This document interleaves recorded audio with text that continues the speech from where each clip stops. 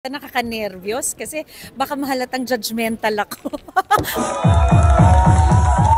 Pasensya naman pero medyo nagigigil po ako sa karakter ninyo. Ay, bakit naman po ginagawa si Adelina? Mahirap talaga pag bastarda.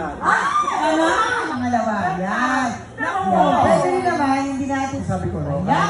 Siyempre bittersweet kasi pag nahulaan mo, wala silang cash prize. Pero marami ding akong natutunan, lalo na sa mga kwento nila.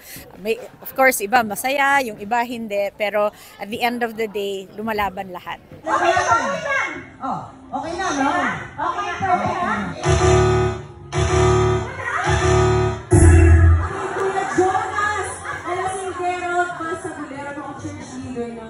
Parang naglalaro lang silang lahat and I think nakakamiss na rin yung ganitong klase ng mga shows na hindi lang physical kundi may emotional at saka talino rin na kailangan gawin.